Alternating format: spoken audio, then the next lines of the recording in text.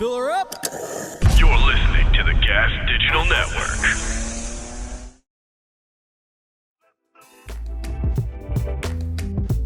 Master amongst Tamer Sages, the king of the ring himself. But your boy Thicky Smalls, Gerard Michaels in the house. Well done. Handled well. That was beautiful. We are live. That means it's Monday. You're all the way through it, people. You're all the way through it. The Monday is almost over. The Monday is scary. It's about to be Tuesday. It's your boy Gerard Michaels, Thicky Smalls himself, as Mickey Gall calls him, Honky Kong, here on Gas Digital Network. And to my right, at 6'3", 200 pounds, and every single one of them is a problem. The master of punks, the tamer of sages, the king of the ring himself, the CEO of the RNC, Slick Mick, the ruler, Mickey Gall, ladies and gentlemen. Sup, Big G? I'm doing great, man. I'm doing better than great because we got a guest today for our live. Bro, how happy are you about this guest right now? Be honest. Bro, super stoked. So stoked because I am maybe the only hockey fan in all of Florida, and I'm a New York Ranger stan, as you know, and this man is the prince of New York Ranger royalty right here. The namesake, the king of the handles right here, the double overtime devil killer, Stefan Matteau. Is it Junior? The second? The third? It is Junior. Stefan Matteau Jr. What's up, friend of the program? Thank you, guys. Thank you for having me. Thank you. What's happened? You're our very first hockey player that we've had on the show, man. My very first podcast. I'm happy to be here. Hey, First timer. Way to go. Way to go. Hey, and you know, people don't know you're a huge hockey fan. Huge hockey fan. You watch every single Rangers game there is. You record every single one of them. Yep. Watch them back. Yep. Yeah. So I figured this would be a good one to talk a little hockey. We got my brother here who I train with over at Barwis. Nobody cares about hockey, Boomer. Yeah. I love it. You know what I love it? Because I played basketball. I played football. I wrestled. Fought a little bit. Played baseball. So you can't really you look at those sports from a perspective of a little bit. And you can break down the analytics of it a little bit, or you're kind of looking at it from not like an enjoyment perspective. Like you watch it as a true fan. Yeah, you're saying hockey. I played street hockey, and that was that. And all I want is hit him. I don't know shit about tactics. I don't know anything. I'm like, shoot it, hit. I've heard you watch your Rangers games. You do get a little technical sometimes. Well, you watch enough hockey. Hey, don't you love that? Man, he's probably one of those all-time couch GMs. They shouldn't have made this trade. Why didn't he fucking shoot The kid line's doing great. Meanwhile, the other line do great, man. All right, so he's right about that one. All I'm saying, he's right. All I'm saying is I didn't get fired from the couch. Thing about Rangers the coach fans, got fired. I the didn't Rangers get fired. fans are so passionate, and they actually know hockey. Like my dad, obviously, he's involved a lot in that Rangers world, and he's very involved with the fans through the alumni stuff that he does. And that's what he always says. He's like, man, I hate to say it, Montreal fans, they're crazy, but they know hockey. Rangers fans are so passionate, and they know hockey. One of the greatest nights of my life is I went to a Rangers game in Montreal. That was nuts. That was you would have thought. I've never been to a big time UFC event in Vegas, but I can the tension. You thought there was gonna be fights every second of that game. Somebody cheered too loud. There was a bunch of guys staring at them. Then the beer starts flowing by the second period. People are getting cursed out in French. I don't understand what the fuck you're saying. It's fucking wild. It was nuts. We were ready to rock. Yeah, Tabernacle. What the fuck does that mean? It was great, man. I loved it. Yeah. The worst part's the Montreal media. They're just so intense. The players can't listen to the radio. They can't do anything there. But it's unreal to be able to. My fourth game in the NHL was in Montreal, and just to experience that. And I think one of my first was a preseason game, and it was at the Garden. So that was two buildings that I'll never forget. Well, your dad played in the league for so long. I imagine you grew up mostly in America, right? Right. So he started in Calgary. I wasn't born yet, and then I was born in Chicago when he was there. Then it was New York, St. Louis, San Jose, Florida, and the family followed. And where both my parents are from is a small town, Rouyn-Noranda, Quebec, 7 hours north of Montreal. Quebecois. Quebecois, and we got Quebecois there. We got a stinking Frenchie on here, man. Yeah. Do you watch Letterkenny? I watched a little bit of it, but. It's So- Big for, rivalries with the Quebecs. Yeah. For some of the hockey casuals, like obviously, you know hockey probably like the back of your hand, coming from a hockey family, being and he's drafted by the Devils. yes, sir. Mm-hmm. He's a Jersey boy. Jersey, Honorary Jersey boy. honorary now. Jersey boy. And you know your shit too. Mm-hmm. But so first, you said that the Canadians and the Rangers have big like diehard fan bases. Well, Toronto apparently is worse than all of them. Those are both. So those two are the original 6, right? Hey, look at Right. Nick. And now, Three of and all now three, let me see if I can get a couple more. Okay. Can Mickey get all original 6? Flyers? I like it. Nope. Flyers aren't one. Nope. Fuck. The Bruins. Yeah. The Bruins? Bruins. I gave you one before. Toronto. Yep, 4. You got 2 more. Detroit. Yeah, look at you. Help me out. Give me a hint. Chicago is 6, right? Chicago. Chicago Oh, Blackhawks. Chicago that Blackhawks. was a heck of a hint, dude. Okay, kind of just told me. Oh, I don't know. Was that supposed to be like Yeah, I wanted like Al Capone? yeah, there you go. Bratwursts. Yeah. The Bears. Yeah, there you go. So for people that don't know, for people that don't watch hockey, and for people that aren't old like me, Christian, pull up what the name Matteau is most famous for. Maybe This the is when single- Gerard had his first boner. Pretty much. Thank you. You can tell your dad that for me. But I do remember this is one of my very first memories as a child because I was like so up past my bedtime and my dad like let it happen. This game, this series, if anybody ever needed a primer into hockey, this is the greatest series maybe ever played. You had a 19-year-old Martin Brodeur going toe-to-toe. So hold on, pause. We got to give people Give a little backstory. We got to give people the context here. Yeah. This is game 7. All right? Double overtime to go to the Stanley Cup Finals. The Devils had been a laughing stock forever. Matter of fact, like Wayne Gretzky made fun of them, called them a Mickey Mouse team. They're finally getting good. Lou Lamoriello's in there, changed the whole thing around. Lou Lamoriello, for people that don't know, is the guy that hired Rick Pitino first in basketball. The dude is an absolute. Lou Lamoriello should run the United States. Forget Lamoriello sports. drafted me. There He's you been go. around There you go. forever. Lou There you Lamoriello go. He's still going. He's running Long Island Yep. now. He's a beast, right? So Lou Lamoriello changes his whole team around. You got Scott Stevens on there. You got freaking Niedermeyer. Scott Stevens is a badass, right? Bad. Killer. Right? Killer. Scott he- Stevens would get suspended for 50 Like games big- every year now. He would hit people in the middle in like the open, right? He that ended- was like Guys his cutting thing. across with their heads down were in trouble. He ended Yeah. careers. Paul Correa, what's his name? Lindros talked about him in the Hall of Lindros, Fame. that was the one I Yeah. remember. He And he Scott wore Stevens the was Stone my Cold. Scott Stevens was my assistant coach one of the last years in Jersey, and he was the sweetest guy ever. Really? You would never expect it. It's like, oh, how's your summer going, What Scotty? do I It's always like, say? Most assassins I are. always say How's the- your summer? Oh, good. The garden's going great, it. and he Yeah. was just so nice. I so always nice. say, bro, the biggest killers have the nicest hearts. Yeah. You know It's what I like- mean? yeah, yeah. The guys who like are walking around like they're fucking tough. Yeah. Like you're like, nah, Same you're, with the you're hockey weak. fighter. You're Everyone's scared. so you know? nice. Yeah. Mickey's mom was like, I never thought he'd go into fighting. He was such a sweet boy. It's true. She said it on Fox a couple times. Sweet boy. Stop doing Real that, Mom. embarrassing. Yeah, Stop doing that. Stop. So this was one of the greatest.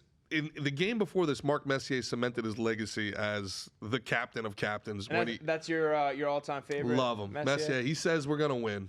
Game 6, all right, guarantees it, and just goes out and throws up a hattie, real quick. Team's down by 1, ties it, takes the lead, Okay. closes the door with a 120-foot freaking empty netter, like only the captain can do. Goes out and bangs Tyra Banks later that night. Just captain shit.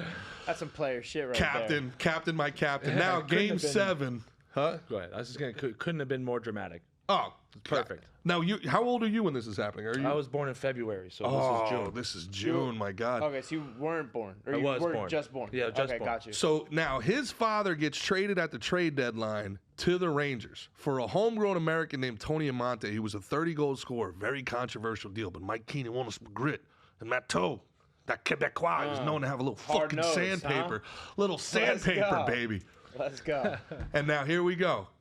Here we go. We're double overtime, game 7, against Martin freaking Brodeur. Look at that. Wow. I can't even imagine that feeling, man. Oof. We go to New I York got now. goosebumps. We go to New York now. We're in Times Square and people. Play it again. Matt Play it Tell, again. Is that you? Thank you so much for '94. It's insane. Dude, it was 1940 was the last time they had won the Stanley Cup. 1940. They were chanting it. There was the curse. Play it again. Oh, I just can't nutted. contain himself. I just nutted. I got spludge all over. Gary Thorne with one of the greatest calls of all time. And the That's Rangers. in that picture is the glory and the fucking the glory of victory and the agony of defeat. there. You got Brodeur sitting to his ass like fuck, and you got your pops over there jumping up and down. And man. the Devils That's would amazing. come back. The Yeah, they had Devils some would then good take years. over. Brodeur's the greatest Devil goalie ever, huh? Maybe the greatest ever. Maybe the greatest goalie. Maybe. He's up there for sure, yeah. And it's funny because I came into the league at 18, super young, too young looking back now. But I sat next to Marty my first training camp. Oh shit. And first year, I got pretty fortunate and kind of thrown into a crazy situation to make the team at 18. And I was sitting next to him, and he just couldn't believe it. He couldn't believe that first year was pretty funny because even the refs, like it was, what was it, 2012, and my dad retired 9 or 10 years before that. So like a lot of the refs Is that the and a lot lockout? of the You're coming out of the players- yeah. lockout? Yeah, and a lot of the refs and a lot of the players, and especially the coaches, all were in my dad's entourage and played against him or with him or refed for him or whatever. So I got a lot of comments on the ice that year. That was funny. That must have been. You're making me feel way too old. Get off the ice. Can you imagine Yeah. being Brodeur looking at the kid? That's what I'm saying. like, He's about to take this kid under his wing. Meanwhile, he just probably gave him one of the saddest moments of his Yeah, he career. won Yeah. 3 after that. yeah, so I guess he's okay. Yeah, made up. I guess he's Made okay. up for it. I made Yeah, up and for then it, the I guess. Rangers ended up winning it. Last time they won it, it's been 30 years since, man. Yeah. Oh my God, Stefan Matzo, that's wild. And then to be able to like play with the guys that your dad played with, that must have been nuts, man. That You're was. looking around, like you said, Scott Stevens, Stone Cold Scott Stevens. Like you're a kid growing up. On that team in Jersey, my first year, they had just lost in the finals to LA the year before, and but that year was the oldest average team in the league, and there was me, Adam Larson, Josephson, Teddenby, who were under 21. Everyone else appeared to be like, to me, they were all legends and over, 32, 33, 34, and It everyone must have been had kids. surreal. That's huh? It was Young boy. unreal. It was unreal. But just to learn from these guys, we had Patrick Elias, David Clarkson, Dinas Zubris, who took me in big time. You 'cause think I- Elias should be a Hall of Famer?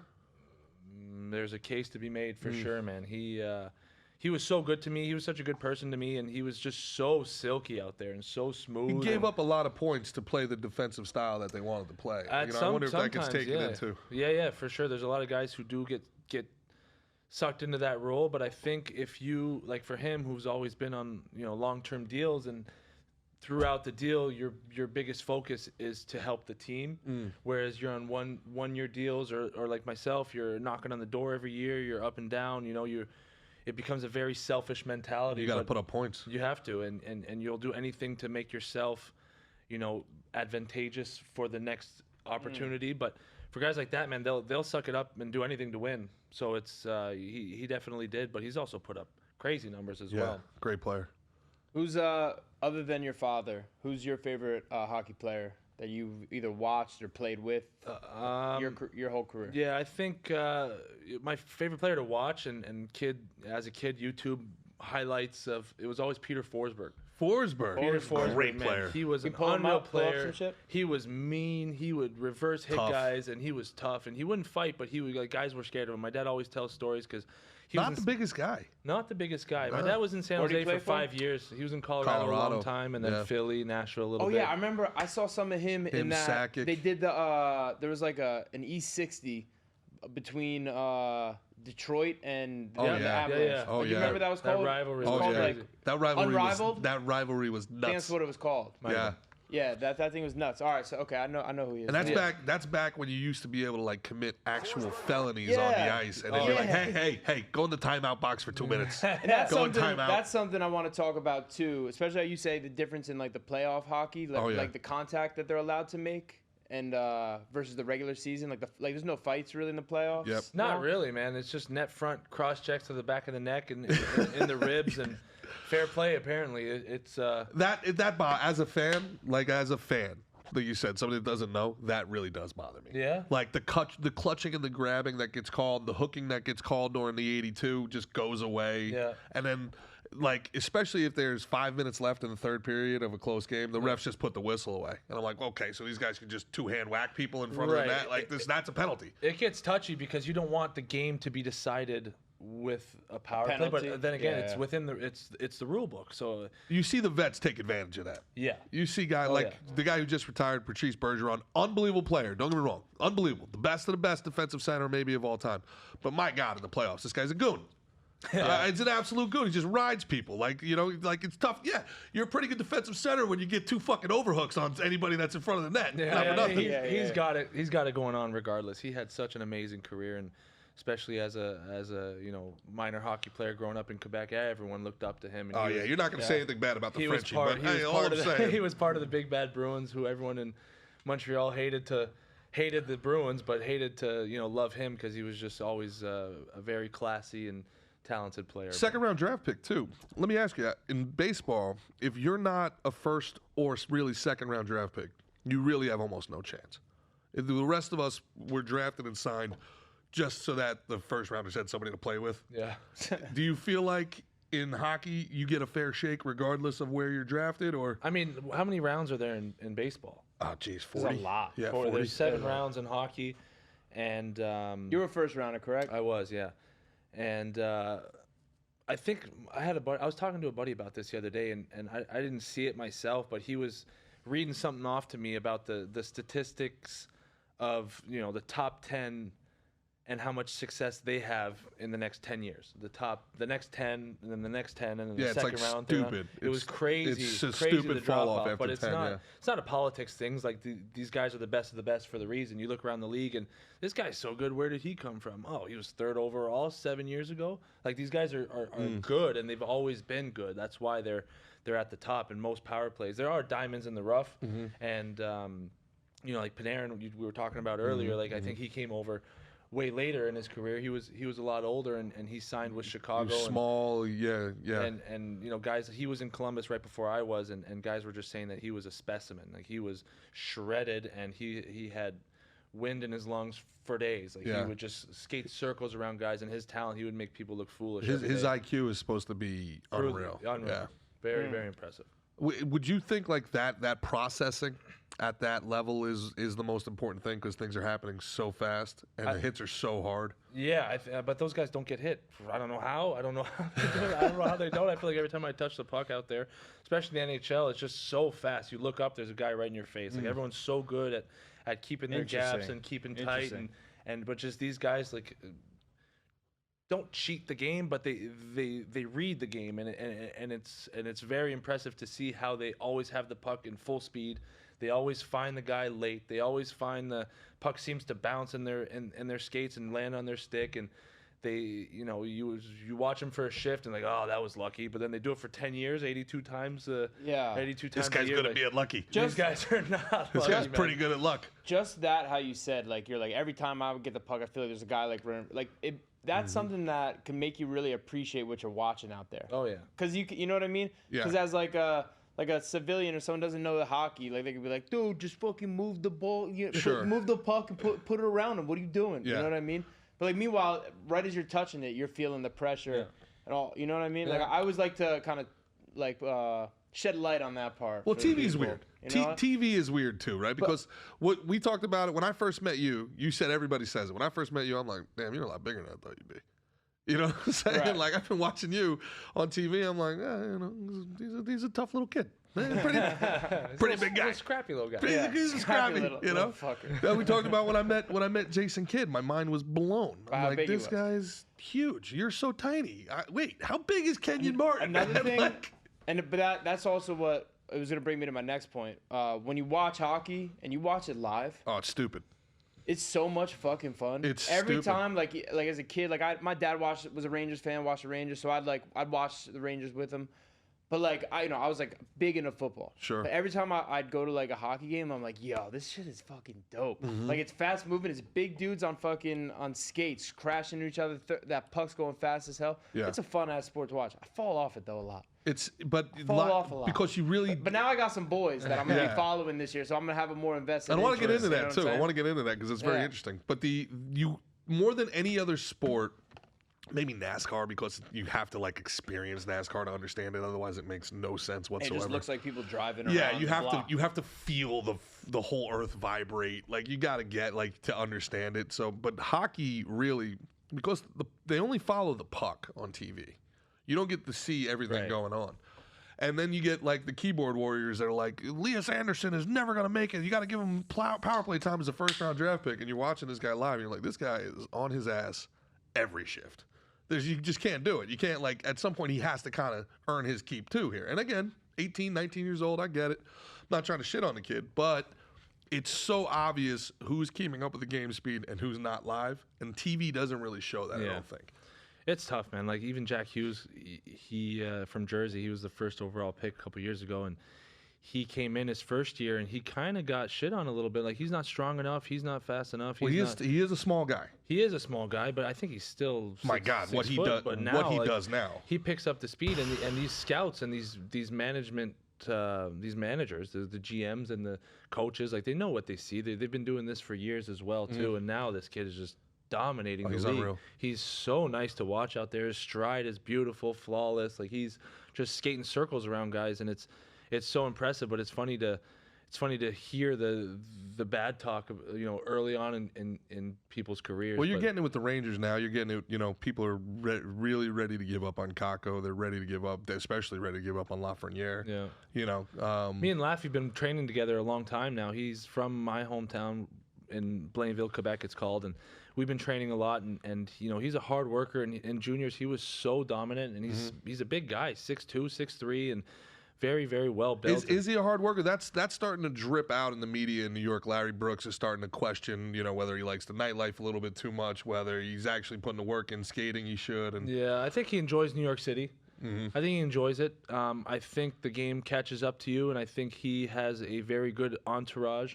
He has good parents. He has good friends. Yeah. I know his circle. I don't hang out with him. He's younger than me, but I've been in the gym with him every day, and I know the people he hangs out with, and I think that he will get out of this slump and be fine, whether it's in New York or not. If he gets traded, it'll be a wake-up call because the team that drafted you first overall essentially won't want you anymore. Oh, that'll kill me. If he does the JT Miller thing, if he does JT Miller and gets Yeah. traded and is like, all right, I'll be a pro athlete now and turns Right. into a 100-point two-way player, and it my might God. happen. It might happen, and for him, I hope it does. Like I hope he takes off wherever it is, and I believe in him, and I love that kid. Worst trade maybe in NHL history. The Rangers traded their captain, Ryan McDonough, and part of the deal that they insisted was included was this guy, JT Miller, who through two coaches, they didn't like him. They didn't like his work ethic for whatever reason.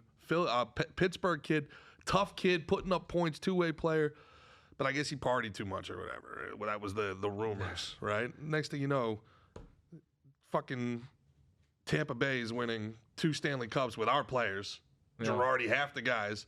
And then Miller goes out to Vancouver. He's 200 points in 2 years. Yeah, Like, it's- they can't. They tried to trade for him back. They didn't have enough to get the kid back. He's so good, man. He took. I was with him. I played at the U.S. national program, 16 and 17 years old, and he was a year older than me. So I played with him that 1 year, and he was just so dominant. I remember he was bigger than everyone, stronger than everyone. He was cleaning 2.5 plates at 17 years old. Like he was just JT Miller. Yeah, he was so strong. And then my dad being with the Rangers entourage and not he's not part of the hockey ops at all, but he still follows the team and he's a huge fan.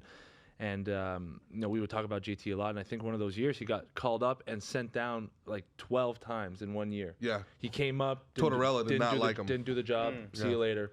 Okay, you're too good here. Go back up. Didn't do the job. Come back, and then like you said, he just took off eventually. Now he's taking control of wherever. When he you say is. didn't do the job, is it weird that these guys go down and they're playing top 6 minutes, offensive minutes, and then they come up and they're supposed to play bottom 6 defensive minutes? Is that something that?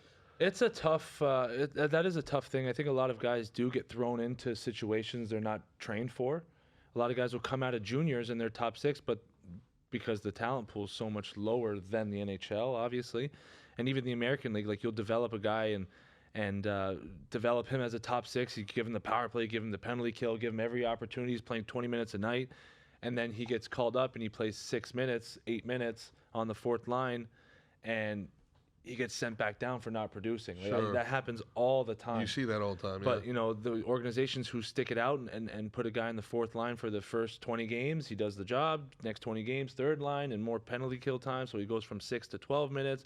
And then eventually you grow into that. And like anything else, the game will slow down for you eventually. It does slow down eventually. And you know what's around you. And you don't feel like there's someone in your face every second, like I was saying earlier. But who was the other guy? whole thing's a Boston gave process. up on the kid because they thought he was partying too much, and then he goes to Dallas and he's the best kid in the league. Sagan. Oh, Sagan. Yeah, he was a 2nd overall pick. He won the cup his rookie year. Jeez. Yeah, he like those guys. Like I mean, they're just so good. They'll figure it out. Kid likes to party.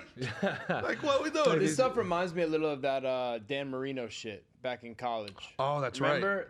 But apparently it was like unfounded. Well, Like people were saying. For people that don't know, tell the story because it's very interesting. So the part that I remember is if you watch the 30 for 30, Elway to Marino. Elway, I think, got drafted like number 1. It's the greatest quarterback class of all time, or unless you think the Eli Manning class, but it's Right. the 80, And then Marino 84 was draft. one of the last quarterbacks drafted. Yeah. In the draft. That's right. Right. And First round. Possibly yes, for last in the first round. Mm-hmm. That's like 30 spots or something. Now, talent-wise, who do you think's better, Marino or Elway? Well, that's not even the real question. I mean, they're debatable. Tony Eason.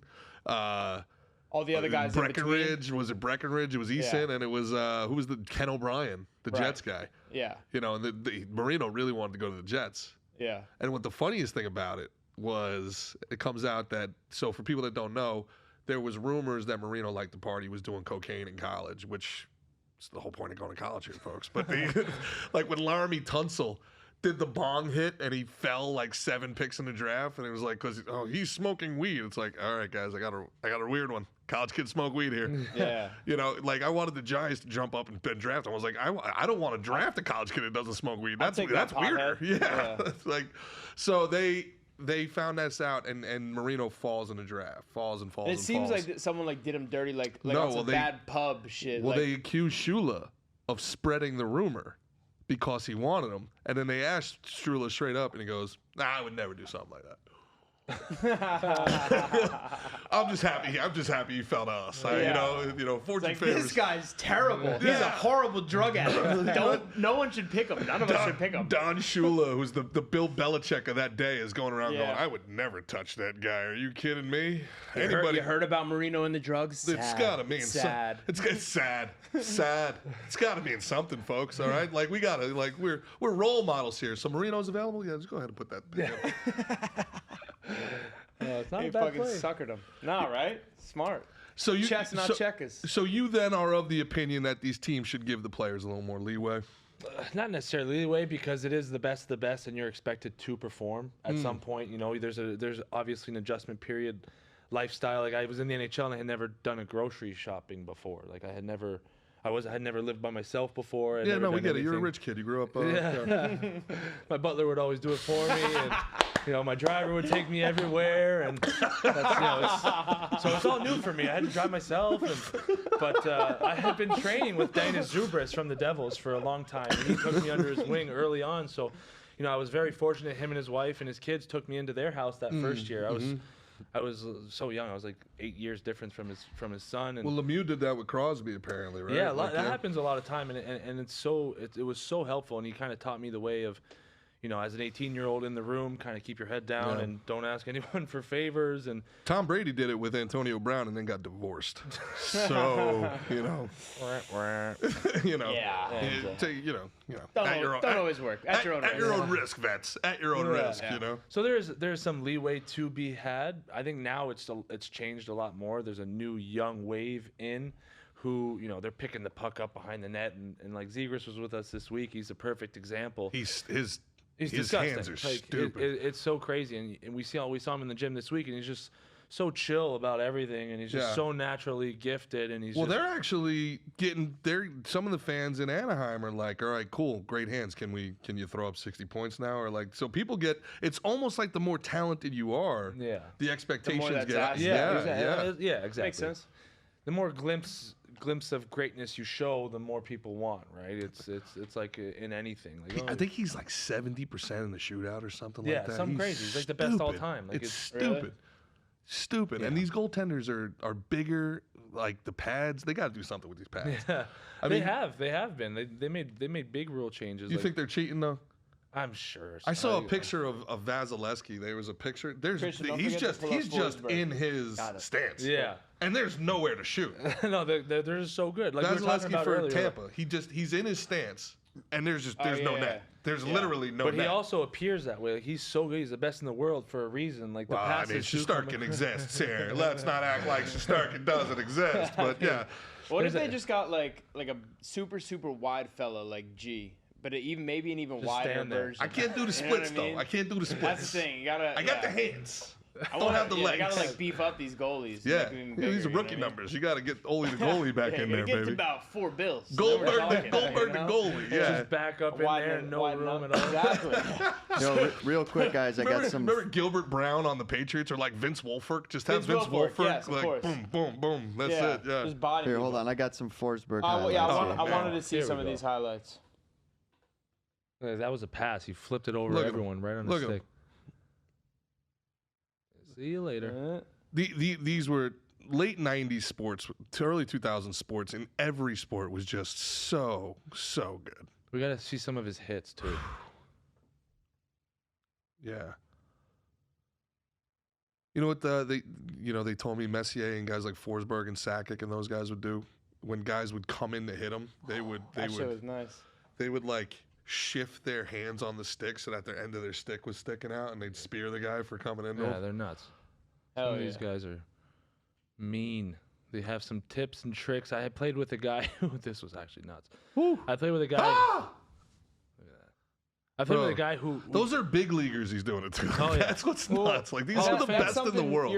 You've mentioned a couple times now, saying these guys are mean, right?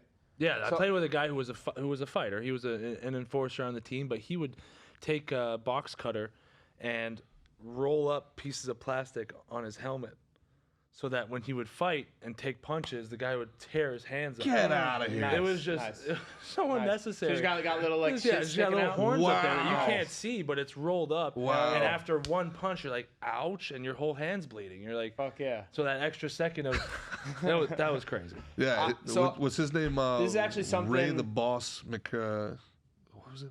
Oh fuck, I blew it. Yeah, we'll bail on the What bit. was it? It was Boss Fuck McRae. Oh, it was a goon reference. So Fuck. when you were talking about like how these guys like are mean, right? I went and I talked to my high school football team a couple times, right? And I remember after one of their games, their coach is like telling them get mean, you know what I mean? And this is, by the way, this is Rich Soibert, who won a couple Oh, Super Bowls man. for the Giants. Hell yeah. And right, I'm listening to him say, He guys, almost- get fucking mean. For right? people that don't know, Rich Soibert almost lost his leg in a Yeah. gruesome injury, came back, Yeah. played 3 different positions on the Giants Dog. line, and won the Dog. Super Bowl. yeah, all-time dog. And this is the Tom Coughlin championship Giants. This ain't Yeah. none of that No, 5 this and is- 10 this is a fucking- Pat Shermer yeah, bullshit. Yeah, be on time, be early. Yeah. Right. But he's telling all these guys, and he's I try to talk to him like, guys, like you get to be mean here. You know what I mean? Our whole life we're taught we have to be. You get to let that part of you out. Yeah. You know what I mean? And I was like, your coach. You know, Super Bowl champion. All those guys in the locker room. You think an NFL coach ever had to tell the guys to get mean? I said, fuck no, because that's why they're all there. Yeah. Because they know how to get mean. Yeah. You have to be able to get mean and tap into that side of you to be able to fucking perform and do great things, right? Yeah, absolutely. And just the being mean, it's not necessarily, sticking a guy in the neck or sticking your elbow out and trying to hurt someone. intense. Old-time hockey. Just committing to everything you do. Committing. Exactly. Like, you're It's in commitment. That corner It's and- intensity. Exactly. Well, it's fire. That's you know? That's a great point. From a lay position, they talk about people that get to the dirty areas of the ice. The people who always score are always around the net front. And you're sitting here as somebody who's never played, go, okay, well, I got an idea. Get to the fucking net front. Yeah. Like, why don't you get to the net front? But it gets mean the in there. defensemen are taught from whenever hockey gets competitive, midget, I would say. It's called a box out. And, you know, Well, we call it little people now. Look, we want you to get mean. We don't want you to get toxic, okay? Get mean. Don't get toxic. They're all taught right? to stick their stick out and not let you get to the net. Yeah. And you have these 6'6", Oh, you got 230-pound Trouba. defenseman, Trouba, not letting you get to the net. Yep. And as soon as you do, he just grabs you and puts you back. Like, there's Sure. a circle around the net where there's a lot less rules that apply to, you know, the games. The box out, it's just a fight to get to the net. So by the time that puck goes, like, that puck is getting past 60 miles an hour and shot 100 miles an hour. Like, this thing's flying around the ice. So it goes from the corner to the D, to the other D, to the net. And that puck is hard. That happens in seconds. But meanwhile, like, I gave it to the D. I got to beat my guy to the net. And that's such a hard thing to do. You're spinning off the guy. You're faking him. You're trying to get through. And these guys are so good and so big. They're just, you know, standing in front of you. So So that's it's like, partly IQ, partly Yeah. talent, and then partly the will. right, To mostly kind of, the will. That part of it's mostly the will. Or then the puck gets shot. That's interesting. And while you're battling, the rebound goes to the corner. So it's a stop, find the puck, get to the puck So first. if you see somebody not getting to the dirty areas of the ice as a teammate, are you like, oh, this guy's a pussy?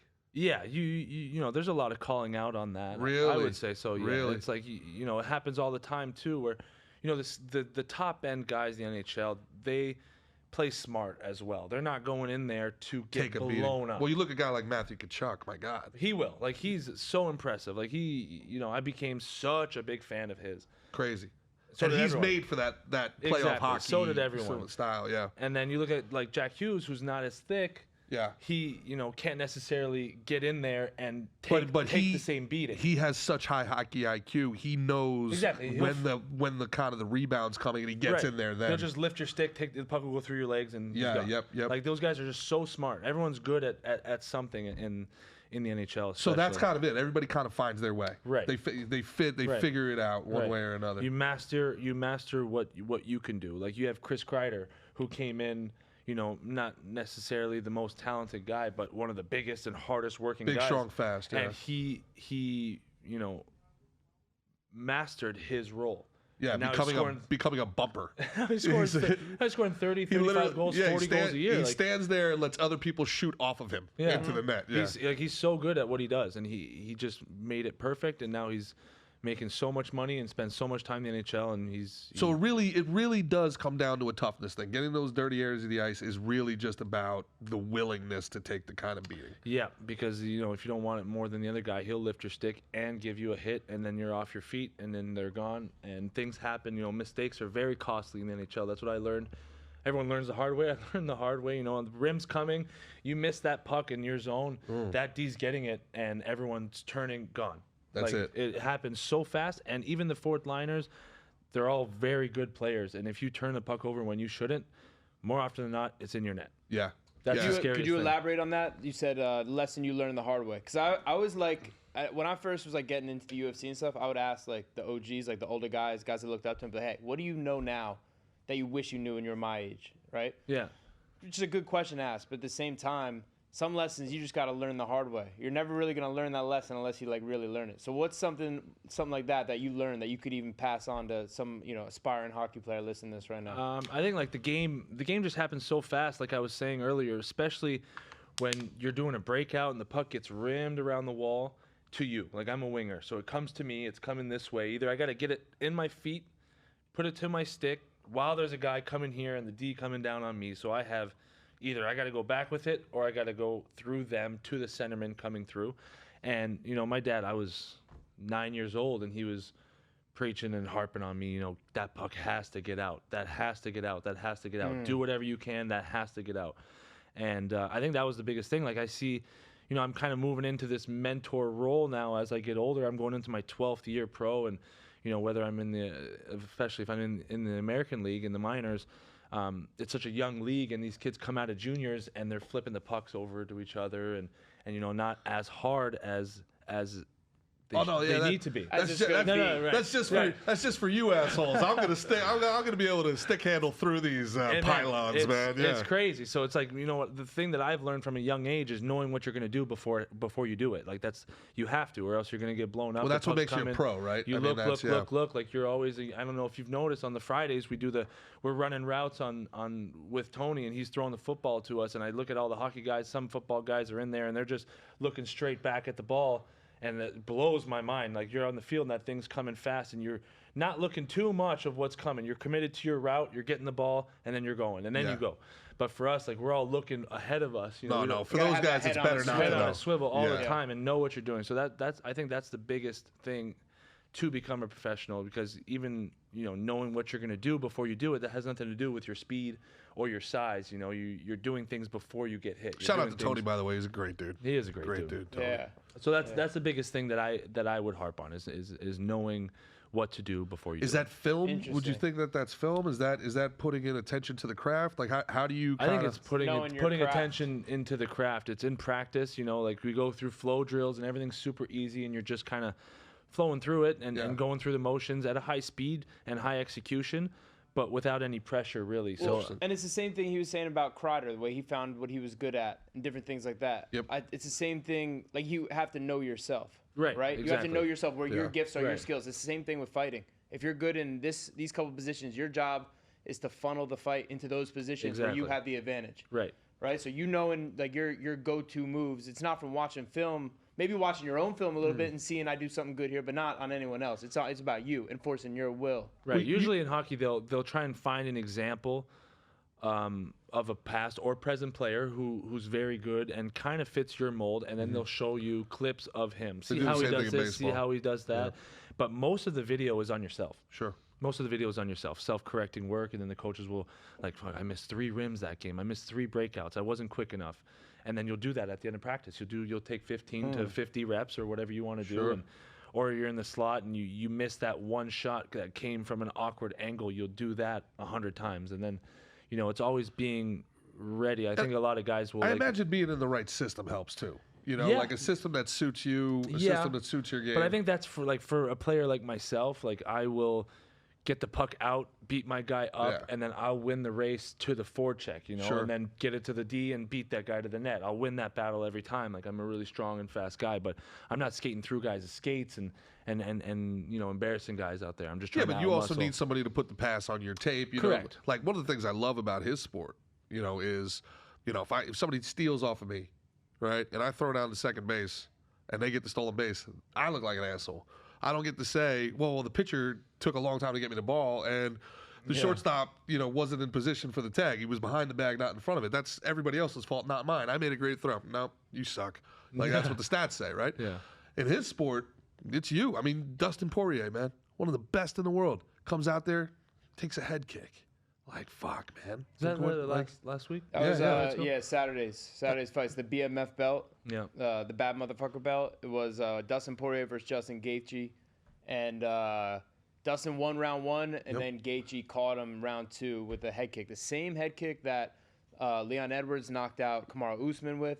We've been seeing a lot of it lately. Yeah, what were you It's calling it? been- You were calling it the Salt Lake Special or something like that, you told me? I think it happened in the same spot. Yeah, same place? It was the same. It was the same place that happened to Usman, who's a champion, trains with us over at Killcliff. Now you didn't have a lot of boom. amateur fights, but what was it the speed when you moved up to the high level? Was it the speed as well? Was it power? Like what was the difference in moving from the kind of the regional fights Well, mine was kind of different. One, I came up training with UFC guys. Like I trained with Jim Miller, Dan Miller. I Yep. cut my teeth going with guys like that. Like just started. to yeah. But one thing in mind was I never really had, like I had a few amateur fights. I had one pro fight, and then I was in the UFC. Yeah. So you can do amateur fights where these guys are like half in it, half out. When you're in the UFC, you're not. Everyone there is tough. Everyone there is one of the best in the world. It's not like you know what I mean. There's no like getting easy fights there. You know what I mean? Like it is what it is. So couldn't even really compare it. I had one regional fight. Yeah. I didn't have enough prerequisite to even really say. Well, the reason I ask is because, I hear so often about the speed of the game. In baseball, it was different. It was faster in rookie ball. guys would throw 100 miles an hour. Everybody threw 100. And then the higher levels you got, people threw less hard. The game slows down, but everybody does everything right. The execution. The execution is insane. A guy goes you miss a breaking ball, it's a hit. Yeah. A guy leaves the ball up, it's a hit. You know, this is why people get so mad at the umpires. Like, I've never been able to explain it to people, like why on a 3-1 pitch, it's a ball outside, the umpire calls it a strike, and the batter's just giving him an ass. Well, because I was on first base. Now I got to deal with the best pitcher in the world throwing Right. fucking 4 pitches Right. in 3. Like, no, dude, that's nonsense. Like, I should be on base. And that's the thing with the hockey too. It's like what you draw up on the board. This is our plan. We're gonna do a 2-1, 2-4 check. Like no one's out of position, and if you are, they're gone the They're other way. gone. So you have to really, really be perfect at what the coach does. That execution at that level, it's so impressive to see guys like it's really. It's not. There's guys that can blow the game out, and I was kind of that, but I was very streaky. Like, man, I can get hot, hit 2 home runs and a double in a game, and just wreck the game. But then I can go over 16. Yeah. And those guys at that level, dude, it's just you talk about a Forsberg, point a game, point a game, point a game, point a game, point a game, point a game, every game, Consistency. every game, every single time he's on the ice, he's a problem. And you see, they call it tilting the ice, right? You can tell when these guys are on the ice because they're always in the offensive zone. And as a fan, you're like, wow, this guy's really lucky. Yeah. It's crazy. Yeah, exactly. So, who are some of the guys at Barwis that people should keep an eye out for? That I should keep an eye out for this season? Definitely the 2 guys that we're with. You know, Megna's up there. He's gonna be in Seattle next year, and then Brandon. Pull these guys up too. I got high hopes for Zegras. Yeah. I got high hopes. Yeah, I'm a was fantasy there, guy. was there for a week, but the guys who have been here all summer, and I'm new to this, but there's Peaker. I was with him in Columbus. Andrew Peak.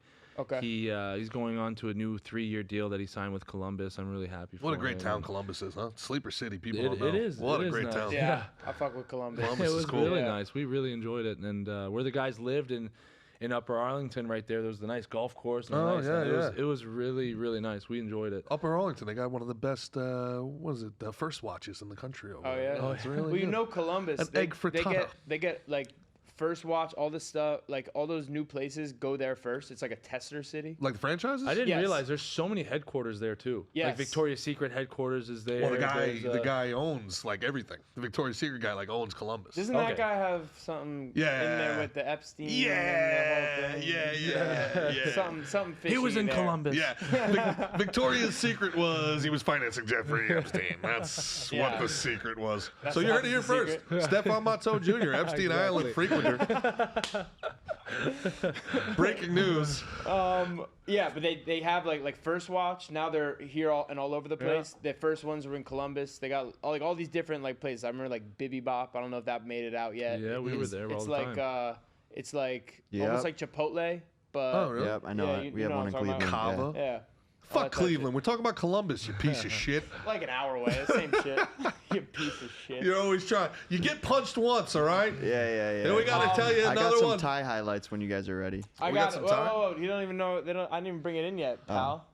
Christian, you want They to were get gonna- in a they- hockey fight with Okay, Stefan so Matteau not- today? not- Yeah, Christian? you want to get in a hockey fight?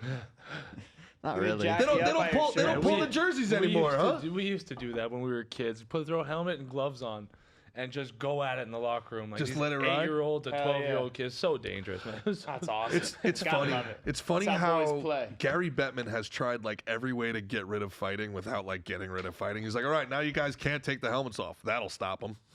Nope. Yeah. Yeah. Can't take the other person's helmet off. It's an extra. Like Yeah, if that it used to be falls like a off- Oh, gentleman's really? thing, right? Like you take the Oh, helmet wow. off, be a gentleman for the guy. Now you guys just punch the helmets. What's wrong with you It's guys? nuts. It's nuts. Why do you Damn, punch I the didn't know helmets? It hurts. It's stupid. Like it's just part of the game, and you get caught up When in did it. they You make don't that feel- rule that you can't take the helmets off? And it's everybody Couple wears a years. visor Couple now, years. so you're punching the visor. I can't imagine that feels very good on the old knucks. I think Gotta find if that it- chin, if it- dog. if Gotta it find that comes chin. in, You know what I'm saying? If it comes off and you end up getting the chin strap and like it's easy to it falls off. Why isn't anybody grabbing the jersey, giving it the old tug anymore? That if was it the comes whole- over, they stop the fight. they stopped the fight. Yeah, if it comes that's over, the whole Happy Gilmore. That's If the it hockey comes, fight, Yeah, exactly. yeah. If it comes over the head, it gets too dangerous because the guy can't defend himself, and you're just feeding him. Yeah, that's the reason you do it. Yeah. Yeah, we were actually talking a little bit of fight strategy. Yeah. For it, like he showed Head me kick? like what Are you gonna head kick? can't head kick, you Take the can't skate elbow. off and cut Oh. a guy. Yeah, right. First one to It's do it. like Jersey have a rules. blade. Jersey rules. Yeah, it's like the Sharks versus the whatever they are. What was that it? movie? Yeah, yeah. I don't know because I'm not lame. I don't watch What? West Side Story. Oh yeah.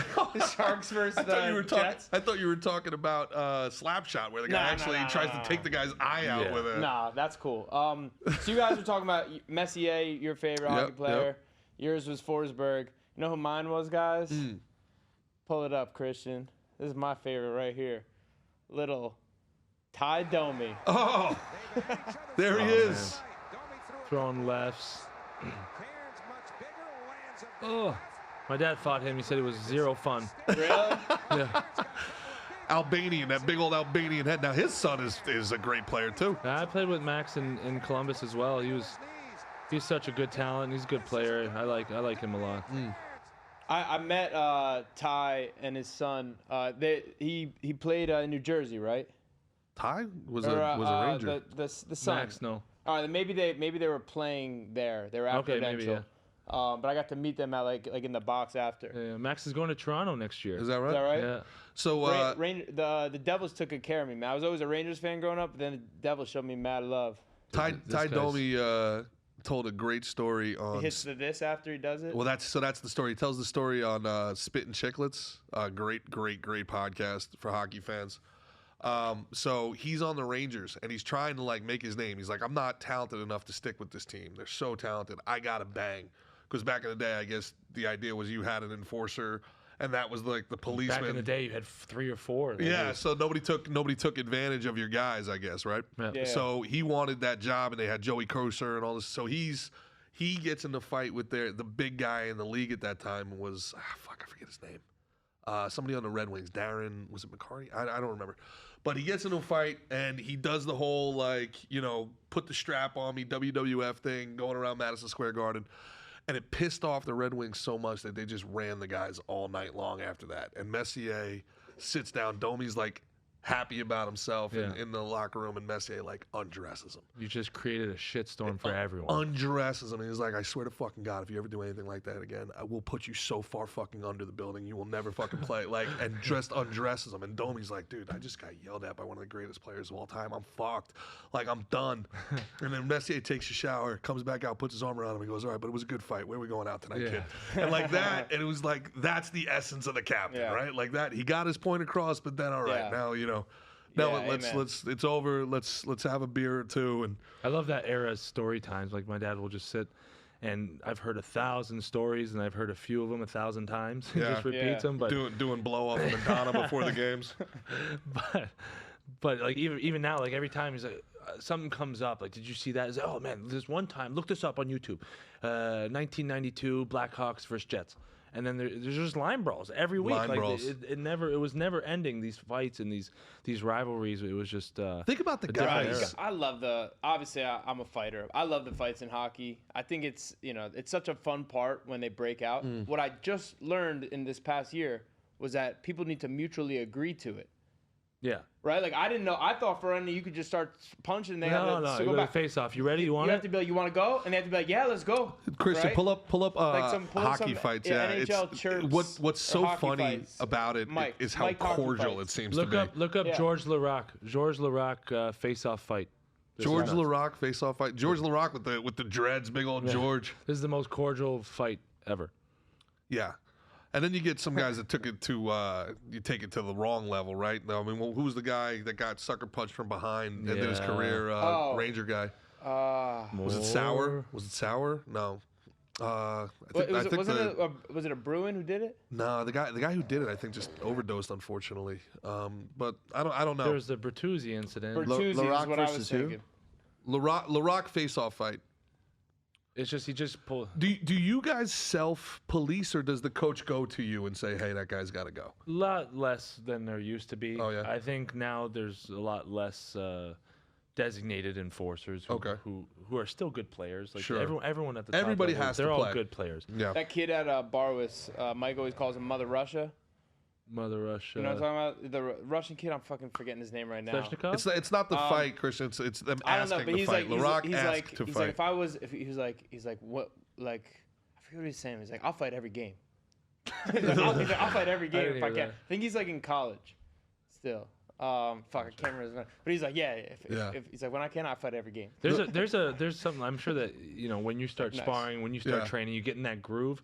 Like there are some seasons I fought twice. There's some seasons I fought. I think my most was like 7 in a season, once every 10 games. Like it's. Nice. That's And, got to be a pumped up feeling in But the like, NHL. there's some weekends where I was fighting 3 games in a row. 20,000 And then I would fight for a people. month or two. But like you just get in that. You have one good one. All right, I want another one. He gets the bloodlust. Bro, it's a high, the man. bloodlust. It's a high. It's Dude, a the whole high. game Going in there stops, throwing and there's bones. 20,000 people just watching the two of you. Too much coffee before the game. Well, I fought twice in one game, and you get kicked out. It's like, ugh. You get kicked out? Oh, that's nonsense. Well, hey, that reminds me, and you answer however you find appropriate. You mentioned in the minor league baseball, you guys would be they'd be supplying you with a lot of things, right? Oh yeah. Yeah, this is before amphetamines were frowned upon. Okay. Yeah. I mean, I don't even know. I mean, you can answer correctly, for yourself. But is there stuff like that goes on? The best thing in, is like trying to figure out the proper Percocet to amphetamine ratio, so you feel That's no in- pain, but you're not but you're also at the right fucking level of let's go. Yeah, I'm here. Yeah, I want to be I want to here. be fucking here. Yeah. That's in the minors. I'm sure he's not going to answer, but I don't think you come back from 75 fucking stitches in your face sober.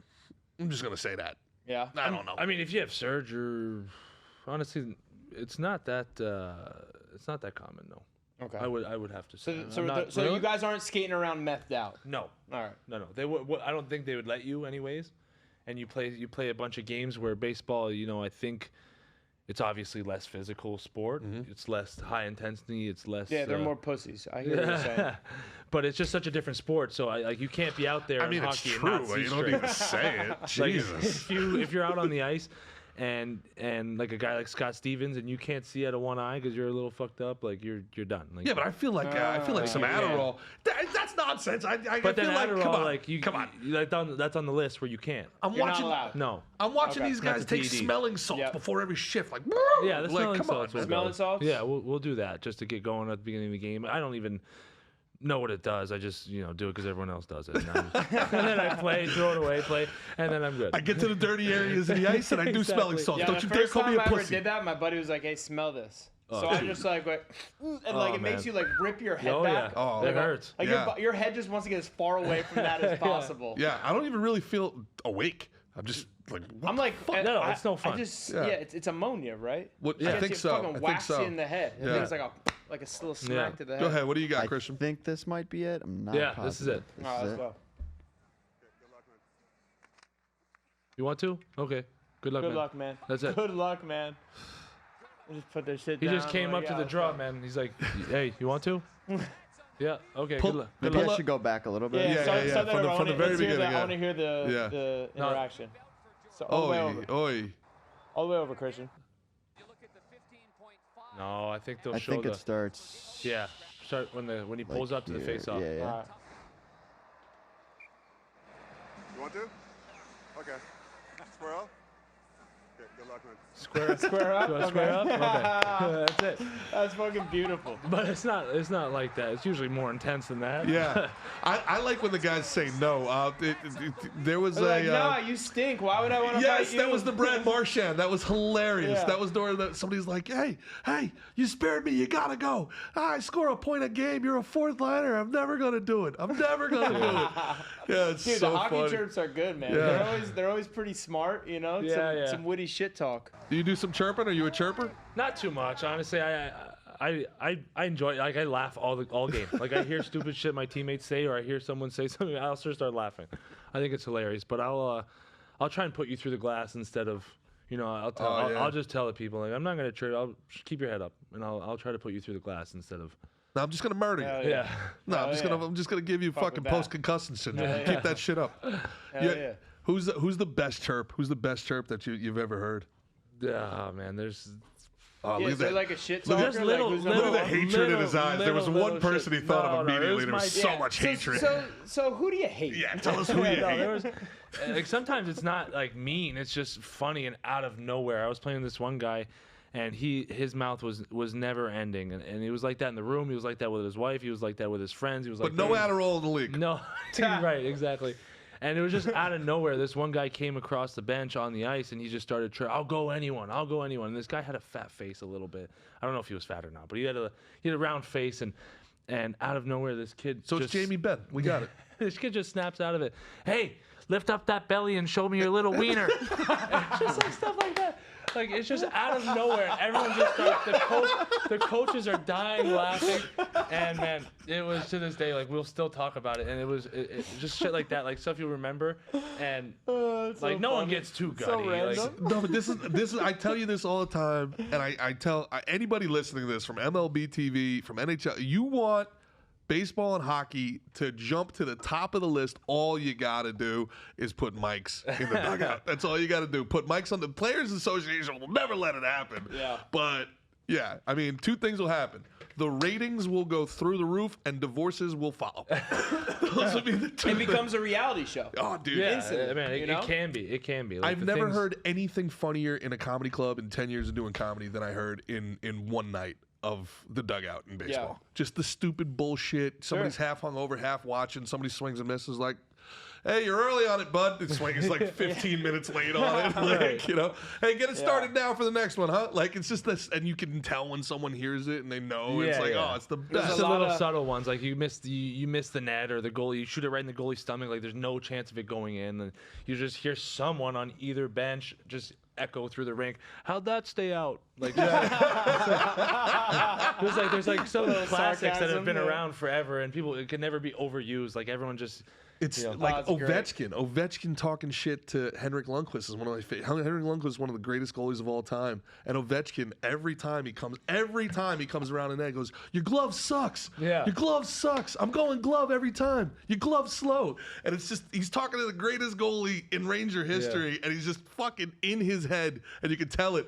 And sure enough, on the power play, he gets that freaking one-timer from his office it's over the so glove. crazy. It's so crazy, man. Like, every time every team plays against him, every single game, the power play, he's gonna stand there and he's not gonna move. Yeah. Do not leave him. Why does nobody? They why don't, did- they why don't does- leave him. They give him a second because you have 4 other superstars moving the puck around. Yeah. And they like always keeping an eye on him, and that puck gets to But do him those guys somehow. have 800 goals? Man, Backstrom has 800 assists. You know, Man. like he's over there feeding the puck, and then you have Carlson up top, Oshie in the middle who Yeah. can score from anywhere, and then I think it might be Wilson in front now who nobody can move. Yeah. Like it's Christian pulled Wilson- up some of the greatest. Wilson was so NHL tough, he chirps. changed the Rangers' entire roster. He beat the Rangers into trades, yeah, he's a big boy. and he's nasty. Yeah, that's right. Good job. You guys are sensitive over there. He's too strong. He's pushing you around. Carlson, tough guy. You're a small dude, hey? Is that Line A right Yeah. there? Run over, Willie. Nice. There's TJ Miller. Willie, attaboy. JT Miller. I keep saying TJ. The more the JT. frustration grows. Oh, Imagine if this shit was like this all the time. Simmer, that's a cheap shot, bud. Yeah, check me out on YouTube, bud, too. A few more hits than you. Oh man. Try me. Well, I'm right here. I'm in a blue painter. I'm not going anywhere. Simmons is a tough bastard. Yeah. Oh, Oh yeah. what the fuck are they worrying about? But eh? like you guys say, oh, to a little jab in the back. If you want, look up Ron Hextall. Crazy moments. Oh yeah. This guy was taking Who? baseball swings to ankles and Who? Ron Hextall. Yeah. Ron nuts. Hextall, you got that, Christian? Nuts. That was the Broadway bullies back in the day. Oh, man. Oh, yeah. he was Different, okay. The Flyers. Do you, now, you watched hockey, your dad growing up, and you've played in it post lockout. Which game do you think is a better game? It's changed a lot. Obviously, you know, you were allowed to hook back then. Yeah. Like there was no penalty. There was no penalty called a hooking. So you Grabbing, were, clutching. like a guy skated past you, and you just didn't let him fork check. You grabbed him, and your D got the puck, and you left. So it slowed the game down big time. Like there was no 2-line passing, which is a. Now you can pass it from behind your net to their far blue line. Yeah. which Why, staying why on was to- that? They just didn't want cherry picking? Is that the idea? Or I don't know. I don't know. I like it. But if the now. other team touches it first, it's icing, yeah, right? and it But used if, to be. but if you're you couldn't even have your own player touch it back in the day. Yeah, it used to be a Okay. touch icing. Like so, if you ice it, Gotcha. you had to touch the you puck. had to touch the puck. Now Right. it's a race to the bottom of the Yeah. circles or the hash marks. But you had guys like it was so dangerous. You had guys can blowing each imagine. other up, forgetting the Yeah. puck, and just killing each other in the corner at full speed. Yeah, with 200 Okay. with a 200-foot head start. Yeah. Just It was let nuts. it It was- ride. Yeah. Yeah. So there's a bunch of rule changes. I like the speed and creativity of it now. Yeah. But I didn't play in the past era. Like my dad, a lot of people from that era will say that it's too fast and not There's enough no toughness hitting, and- yeah, there's no- Right. So it's kind of similar to the NBA, where the NBA used to be much more Very much physical. so. Very much so. Like they'd be hacking on people, and then nowadays it's more like the shooters and moving the ball around, speed. The only difference is, and this is where it gets weird, come playoff time. But again, hockey's It way goes more back. physical. it turns back Yeah. to old time hockey. So you get this really fast, With really With the crazy skilled speed team. today. Yeah. So you get this like crazy skilled team, and then you win the President's Cup, the President's Trophy, the best team in the league, and you take the best team in the league into the playoffs, and then you play against a team full of goons in Tampa Bay, and they win. So it's very odd. There's almost like you have to get a good regular season team to get into the playoffs, but then you need a team ready for playoff hockey, which is a different thing, and they all know it. It's like an unspoken thing. I don't want to speak for you, but like everybody knows that the rules are completely different in the playoffs, right? Yeah. You don't want the game. I think the thing is you don't want the game decided on the power play.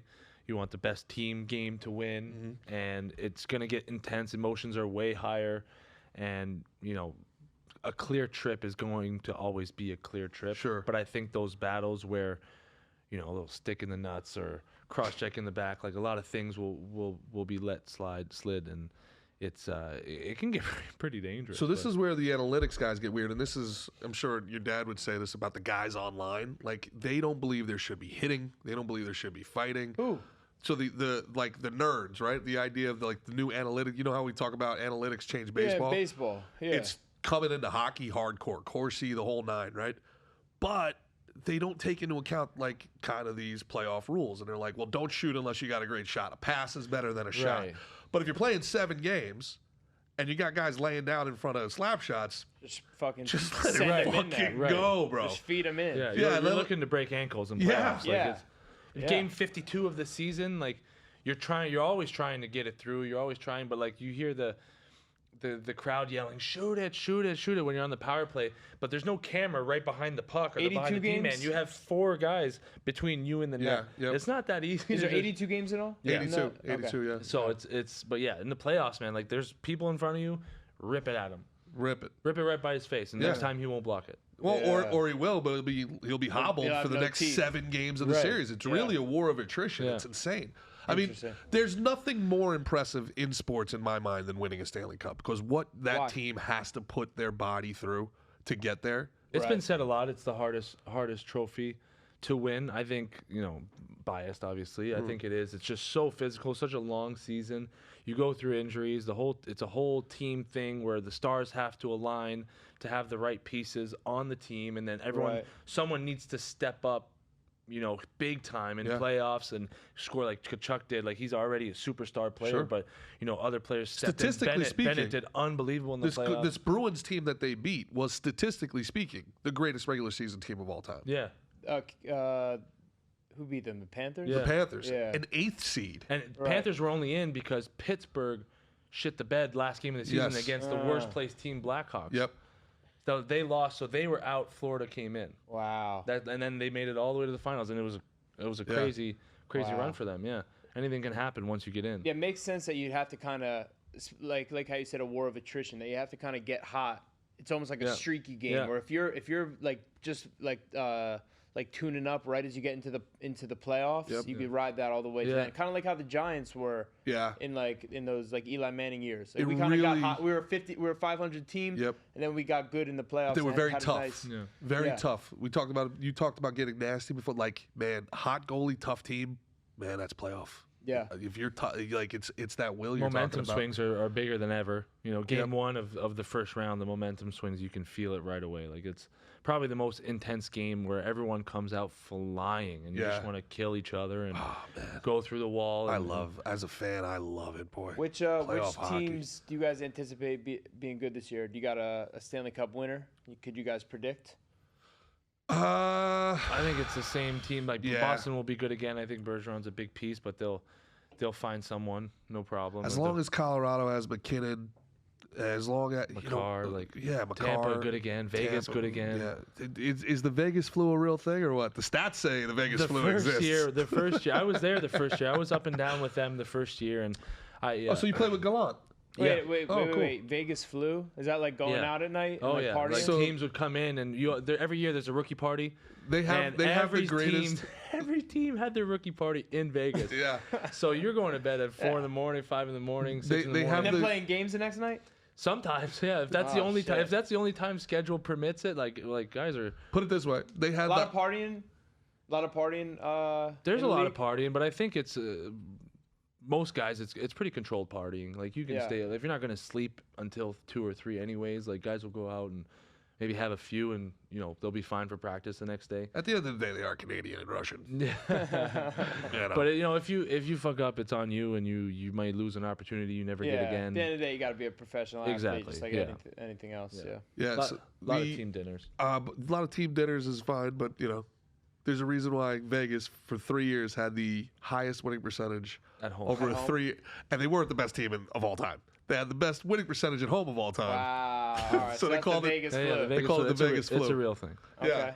And it's kind of a betters thing for when people are coming in to play the Raiders now, and now the Oakland A's are going to move out there. So if you got a big team coming in and they're, Is that happening with the A's for sure? yeah, 100%? looks that way. Yeah. Done? Yeah. All right. Looks that way. Yeah, the people in Oakland are not very happy about it, but They seem actually kind of happy about it. no, They want him to sell the team. I don't think they do.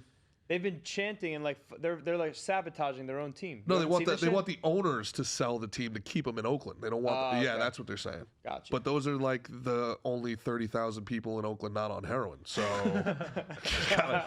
gotta clean it up a little bit there, boys. If you want to, Yeah. They were gonna move it down around San Jose area, but they were like, nah, these. Oh, what is this? Oh God, it's time for Gerard's treat. I Ah, guess he does act cute when he gets his treat though. He does his- What type of treat did you bring him? Are you trying to kill him, Ben? Yay! Coffee. Nice. This segment is brought We to need you a- by we need a- diabetes. we need a song. Diabetes. Gerard's Would you like treat. some of my? Gerard's Thank treat. you. Have a bite. No, get that out of Have his a bite. face. Come on. Get Take in a there. whiff. You're good. Yes. That looks delicious though. Tell me if it's good. They said it was the best one. Should we run some Gross. Hextall highlights? Well, Yeah, you hear that? Yeah. Play the highlights. Fucking- Yeah, roll that. Wow, this is the best one yet. Is it good? Wow. Yes, out of the corner. Fuck. I gotta tell you, I think you're putting laxatives into these because the last time I was fucked up. But let me tell you, worth it. He can't stop himself. Yeah, I'm the easiest mark in the world to kill. Like, people were like, "Why don't Hextall's you go the into goalie? politics?" Hextall's the goalie, yeah. Oh, he's just throwing down. Mm. Mm-mm-mm. Yeah, it's Once the two were back to their feet, Hextall topped the whole thing off by Hell yeah. I like this dude's style. Yeah. After the incident, So back then they didn't have fighting straps. So that was the thing. Like but once you pulled the guy's jersey off, you had nothing to grab onto. So the guy had a huge advantage without a jersey It on. was so cool when you'd have Gretzky and Yager tuck in the one hip. Yeah. Man, I mean, come on, can't do that anymore. Gerard's disgusting eating habits just reminded me. You've been eating very. You're on a diet right now, right? You've been eating a lot of carnivore stuff. I've been lot of trying meat. the animal-based diet because I've always had this crazy eczema, and I've just been doing this elimination, trying to see if it's the food, if it's Why are you gay? Why? Oh, do you get? So I've been trying that, and I've been feeling really good. I've been feeling really strong, and now it's coming back because I've kind of been off it actually for like a week or But, two. I had buddies in town, like I was saying, so we've been kind of eating whatever. And So you and did the carnivore and the eczema went away? It Michaela helped, yeah. Peterson kind of said the same thing. Michaela Peterson, and then RFK. I don't know. It's hard because what's real and what's not. Right. RFK says that eczema and also the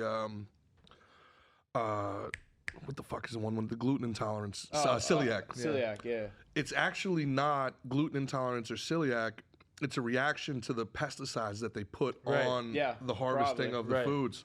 So So I've been doing meat and fruit and raw dairy, and it's been pretty good. Don't do any white rice. I would. That's like that sounds like the perfect diet if you just add white rice to that. Okay. To me, Mickey loves me. white rice. I think it's the best carb, and especially as performance athletes where we need to Yeah. have a high exertion. You know, Yeah. we're not fucking bodybuilders or Yeah, fashion models. Like we need that go, and the Yeah. carbs often will help that. either before and or after. Yeah. I think even after is better. Where does you the know? chocolate eclair fit into this? I don't know, buddy. for our performance That's- athletes that, out there. I mean, if you're working hard enough, you could have yourself a couple chocolate eclairs. That But felt no, like, but you're gonna that feel felt better. Like, You're that gonna felt feel like a better disrespect eating. if you're working hard enough. You're gonna feel better if you're eating I think meat is the best stuff for you. If you're eating like especially organ meat, Yeah. liver, Yeah, I'm doing heart, that too. Yeah. kidneys, that shit. Yeah. Heart's one of my favorite things to eat right now. Oh, yeah? Shit's delicious. It's actually really good. Like liver, I don't like the way it tastes that much. No, it's it's an a little, acquired taste. little slimy tasting, but Yeah. I have it in the freezer, and I'll usually do like an ounce a day and Yes. have a little piece. And Yeah, that stuff's great for you. It's got the most nutrients of any food there is. But then even just grass-fed meat, you know what I mean? Good healthy source, Yeah. from cow. I like bison, all Yeah. that type of shit. Yeah. Great. Is it difficult to maintain your diet because you played abroad now? You played in Germany. Yeah, and, I was in Germany last was year. Was it Sweden? Sweden, yeah. Sweden. What's the biggest difference playing across in Europe? The ice is, I think it's 20 feet wider and 30 feet longer. Yeah, those It's guys huge. seem to struggle Oh, no when they come shit. to America It's with huge. the condensed ice. Yeah, I think the game just obviously shrinks big time for them here, but It's not as physical a game over there, is it? yeah. No, it's definitely not. There's no fighting allowed at all. Mm-hmm. So they come here, and that intimidation factor is definitely huge. I've seen it, but some guys. Yager's 75 years old, still playing over there. Yeah. He's so good. Putin, I Yeah. think Putin ripped 9 goals in the last KHL All-Star. Pull that a up. stud. Pull up Dude's a Vladimir stud. Putin in the All-Star game, just absolutely housing I'm sure Kovalchuk. they were playing as hard as they could against him too. He's Oh, just dude. that fucking good. Yeah. He's so good. No, You he's seen got him it. do judo? Oh. You seen him play judo before? Yeah, with Oh, he's tossing motherfuckers. with Sensei Steven Seagal. yeah, tossing motherfuckers. Which, by the way, is in his rider. Everybody on set has to call him Sensei. really? I swear to God. Look at him go. If they don't want to get sent to Oh! they don't want to get sent to the Look at this. gulag. They're gonna let him score. Look at him. He's like a young Adam Banks out there. He's absolutely just hitting that triple deke. Oh, hang with him, Ole the goalie. That's funny. He can move though, right? That's No, not him. now that's him. It's like everybody's controller turned off at the same time. So what is this? This is like a celebrity. No, this is the KHL All-Star game. No. Yeah. They went up a lot of points when Putin was in. 11, He's the quite a captain. difference maker. Hey, he's got a visor out there. All right. He's ready to rock. Fuck. I got to tell you, I'd have to take a run at him. Yeah, right. You'd end No up in a chance. gulag so fast. You I don't like my motherfucker. family that much anyway. I would just, I don't know. You think you'd end up in the gulag? Oh, got what do I going got? on I got eclair all over me. Yeah, let's say that. Yeah. Is it Eclair or Eclair? Jesus. Go with that little. Did you nut in the eclair? Fucking got you.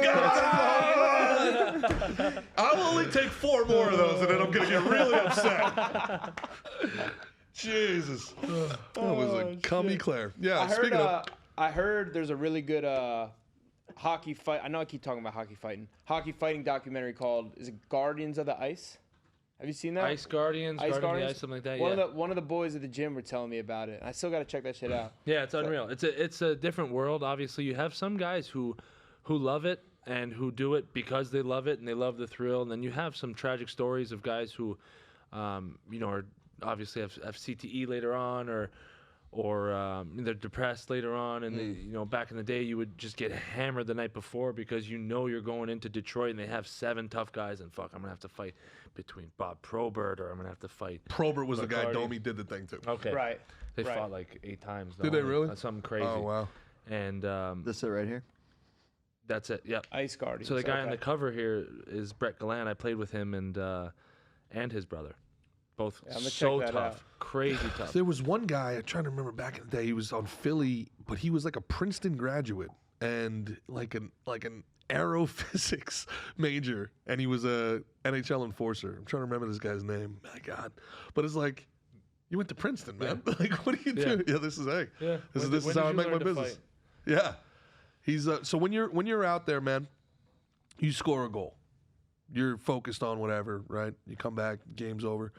What are you thinking after the game? What are you thinking? You're thinking about the next game? Are you thinking, man, like that was fucking dope? Like, are you thinking, man, I should go into the coach and ask for a little power play time here? Like, what's going on?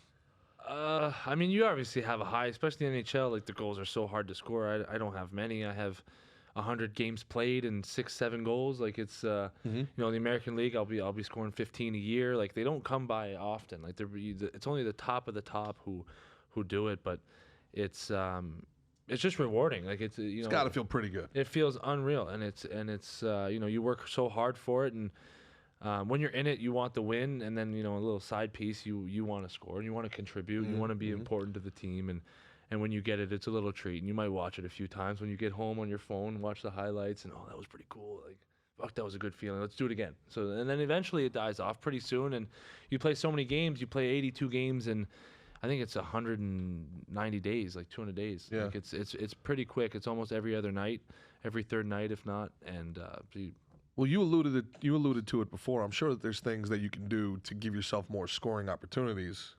Perhaps not play as staunch defensively, perhaps not back check as much. How do you kind of... That'd be more selfish, though, right? Well, how do you kind of measure? Because look, nobody wants to be in the AHL. I mean, it's Right. great, but you want to be in the NHL. Yeah. But also at the same time, like you got to do what the coach tells you to do. But also, if you score, right, you're it's- staying up. You Nobody's stay sending you within down. the system, and then if you're kind of pegged as that third line guy, and you're taking all of the defensive zone faceoffs, and you're getting 10 minutes a night. Right. What is So that? 20 shifts. Yeah, so it's tough, like opportunity wise sometimes, but you make the most of it, and the most important thing is to do something to get noticed every game, whether it is blow someone up or get in a fight or make sure you don't win Be a contributor. Right, exactly. You just want to be a contributor, because a 10-minute a night guy who is just invisible out there because he can skate fast, but he doesn't really do much, they don't last long. Well, the good thing for you guys in the AHL, you guys make some good money though. It is a lot. You guys, it is good money. Yeah. Yeah, I don't think a lot of people know that. In hockey, these guys take care of their guys. It's not like baseball. My God, most I ever made in the minor leagues was $1,900 a month. The concession stand people make more than players, and that's not a joke. I've heard some stories about that. Yeah. In baseball and hockey, there's it's all unionized, and I think there's a minimum salary now, and like there's guys making almost $600,000 now in the American League, which is unbelievable. When I came in, like the guys making $200,000 were the top of the top. Like, Yeah, play forever. Yeah. I got to tell you, not playing hockey is worse than playing hockey. So I mean, if you want to Hockey play play is great. 24 great. years, go play, What's bro. the minimum? I know the NFL. I remember when I was a kid was like 300,000, and now I think it's more like 600,000 or 800,000. The NFL. Can you actually look that up for me, Christian? What's that? The league minimum. Practice squad The guys NHL are is making decent money now. Practice squad guys, I think, started with like $5,000 a week, and I think now they're up to $40,000 a week. Practice squad guys. Wow. But Okay. like when the 40 a practice week? squad, What I about think the- so. I think so. What about the 53 I could be wrong, though. man roster, I don't look want up to be the full of league shit. League minimum Yeah. NFL. What you know what it is in the NHL? I think it's 800, 850. Yeah, that's something like 750 that. here. Minimum it? salary for NHL players in 2023 is 750,000. 750. What about Yeah, the but a two-way NFL? contract, I don't think is that. NFL now? Yeah, no, the Yeah. NHL minimum is 750. So if you're on a two-way, it's to be 750, and while you're in the American League, say you sign for 300, Yeah, while you're up, you get paid per 750. day, pretty much. really. So while you're up, if you get called up for a week, those 7 days are on a 750 prorated salary. There was something called the September Superhero, and I've heard about this in the minor leagues, where it's the exact kind of same thing where you like your salary doubles, but imagine that 10x. So there's guys that sometimes like you're on your last year in a minor league contract and you've done 5-6 years with a team, and they give you they throw you a cherry and they bring you up for September call up or something. So these guys would call up, and the per diem in the major leagues for some clubs was like $500 a day for per diem. Well, we're making $2,000 a month in the minor leagues. You know what I'm saying? So these guys would go up and they would try to blow out during batting practice. They would run into the walls. They would dive for balls in the outfield. They would rip throws like they would to stay try. up? Because if you go on the DL while you're in the big leagues, you get that big league money the entire time of your rehab. Wow. So but everybody knew what they were doing. A great friend of mine, Andy Shabilo, if you're listening, brother, I love you and I miss you. He was a closer for San Diego for like 5 games. I think he actually is infamous. I think he's the only guy ever to give up a grand slam on his first pitch in the major leagues. I could be wrong about that, but yeah, welcome to the big leagues, kid. But he was telling me stories of he knew he was going to get released, and he knew he had to get a scope anyway at the end of the season.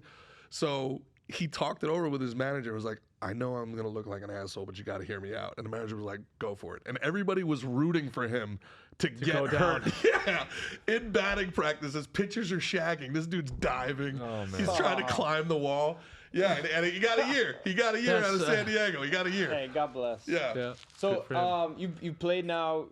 You've been in since you were 18. You said 12 years, right? You've been Yeah, playing going on professional year hockey. 12, yeah. Year 12. What do you? How do you plan to transition out when your time's up? What do you plan on doing? Because I see the way like you carry yourself. Like you're obviously a leader. Like leadership's is big with me. I can tell you have like that like intensity. You know, you kind of command respect from the younger guys in there. What do you plan on doing? Do you plan on staying in the sport? I think so. I really do love the sport. I love playing, but I love the sport. I grew up in the sport. It's my father-in-law played just as long as my dad. My brother-in-law is playing in Switzerland now. My sister had a full scholarship University of Maine for hockey. So we have hockey It's in the blood. everywhere. Like it's all we know, and it really is what I love doing. And like I was saying, like the last couple of years, I've kind of filled that leadership role. I've been assistant captains on the teams, and taking younger guys out to lunch and kind of teaching them what I was taught growing up and coming into the leagues. And I think I would like to stay in that. Something I would really enjoy is teams have player development coaches. And that's something that I would really enjoy. Just cold calling kids whenever and how you doing, watched your games, and you could work on this, work on that, and having that relationship with them on whatever the case needs. You really do That's have a cool. very interesting perspective, right? You're the son of a NHL player, like you said. It's in your blood, but you've been a first-round draft pick. You've played abroad. You've had very high expectations at 18 years old. You've also been the cagey old vet. There's kind of nothing this game hasn't showed you. And plus, how many coaches have you played? We talked about Gallant. We talked about Tortorella. You've played with some of the best coaches this game's ever seen. Yeah, exactly. So it's I feel like I do have a lot to offer. I don't have the 1,000 NHL game resume, but I've been around and I've seen a lot. And my dad was there, and our entourage growing up. I've heard a million stories of coaches, and I'm not scared to talk to anyone and ask anything. So I feel like I've So sometimes those great players don't make great coaches because No. the game just doesn't come Right. easy. And for they're the not rest of them. interested either because they've made millions and 1000000s of dollars, so they don't need to be there. They love the Right. game, and they were offered from a buddy like, "Hey, come coach for me. Coach for me." Like even if it's an NHL job, like it's a lot of it is who you know when it comes to those post-career jobs. But it's for me, I would love to stay in the game. Yeah, I think it's all the time we put into these sports. It'd be a shame to take all that knowledge to the grave with us and not be able to like me. I want to be involved no matter what I do in MMA in some capacity for like the rest of my life. Yeah. You know what I mean? Like kind of giving the knowledge back, all the great knowledge I've learned from great coaches, guys I looked up to, other fighters. You want to give that back to like the younger generations too. You know? Well, absolutely. you already do that as well. I mean, you do a lot of seminars, you help a lot of the guys, so you're passionate about that too. It takes something to take time out of your day to give the knowledge that you have to somebody else. Yeah. It's a special type of person. Not everybody wants to do that shit. Yeah. Me first of all. Fuck you. Well, we're special, so I agree. Sorry, kid. I had to figure it out. You fucking figure it out too, all right? But no, now let me give you, because we only got a couple minutes left. This has been fantastic. Thank you so much, Stefan, for coming on. When you think about a guy like John Tortorella, give me a one sentence on John Tortorella. What do you think? I would, for one word, I would just say honest. I think he doesn't bullshit anyone, and he doesn't beat around the bush. He, if you do the right thing, he'll love you. And if you kind of sit on past success or sit on, a little bit of success here and there, and you just sit on it, he'll call you out in front of everyone. And he's not.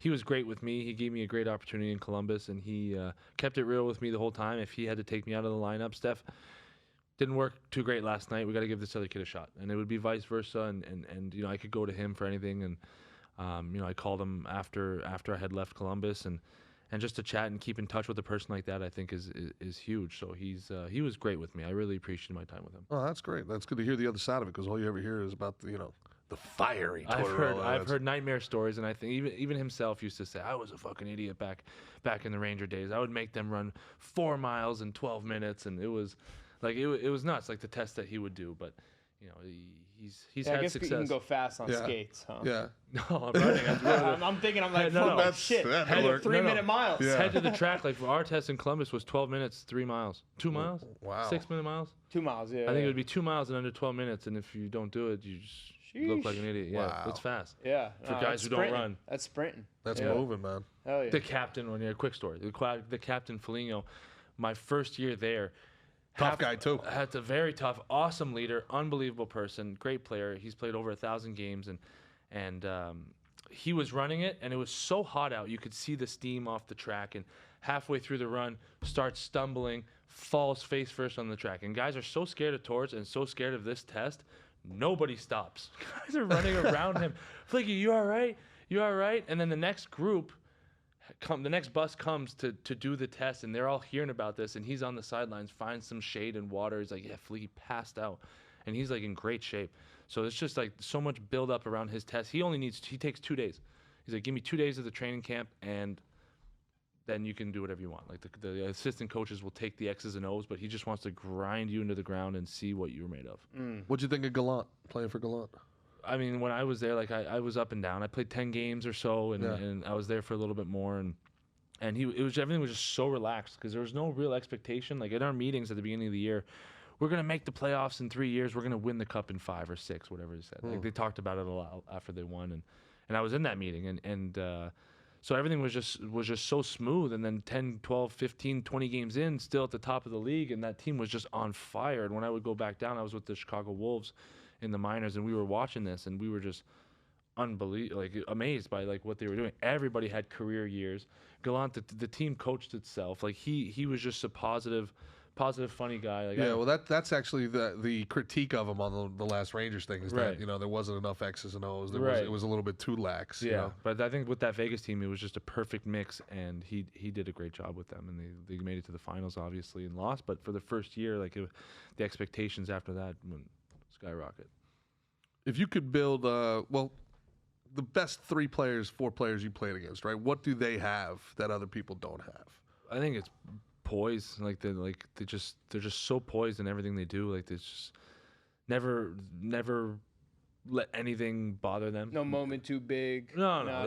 They make a mistake. They'll brush it own off. They know Yeah. they're going back out there, and then the next play they'll do something great. It's Short memory. like Crosby. Like everyone makes mistakes. Like Sure. Crosby will make mistakes. McDavid makes mistakes. I played with McKinnon last year. He makes mistakes. But these guys will just come back with such a fire and such a determination to do it right the next time that mistakes don't happen too often for these guys. Yeah. But it's very impressive. Matthews, he doesn't miss the net. In practice he won't miss the net, and that's why he scores 40, 50, 60 a year. Like it's just these guys at the top are very it's something to look up to for sure, because they're not just lucky. They don't just happen to be good. Their work ethic and their perfectionism is through the roof. But then you look at grinders that are able to do 12, 13 years, of Bonino and these guys. What do those guys have that they're able to get meaningful minutes year after Yeah, I year, think even though that's- they're not a McKinnon? Yeah, I or think a- that's just like the consistency of it. Like you have Darren Helm, who's played 20 years. Jack Johnson, who's with us, he's going on year 17 or 18. Yeah. And Well, I mean, he was a premier prospect at one yes, time. I mean, yes. yeah. But like I said, most guys are. Like you Yeah. hear about some guys who are in smaller markets,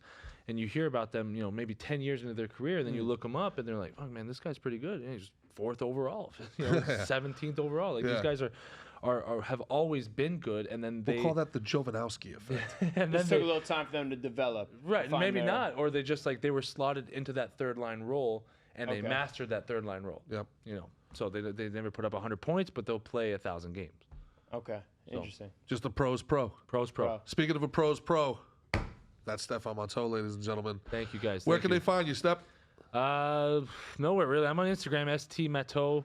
But I'm pretty quiet on the social. Like I said, this is my first pod, and it's First one. Definitely can't be the last. You got to Can't reach be out the to last, brother. You got to take some clips out of this. Show them the biz. We got to yeah. we got to get you on Spitting Chicks next, man. I That'll really enjoyed it. A What lot was your less boys' scary. podcast in Quebec?